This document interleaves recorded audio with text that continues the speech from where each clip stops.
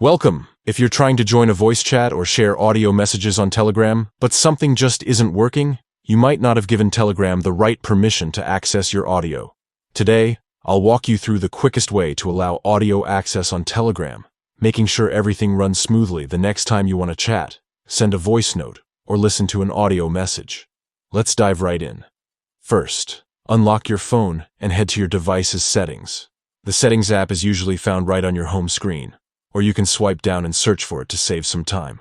Once you're in Settings, scroll until you find the section labeled Apps. On some devices, it's called App Management. Tap on that, and you should see a full list of all your installed apps. Now scroll through your apps and find Telegram. It might be near the top if you use it often, but if not, simply keep scrolling until you spot the Telegram icon and tap to open its settings. Inside the Telegram app info page, look for a button or a menu labeled Permissions. Tap on Permissions to view everything the app can do on your phone.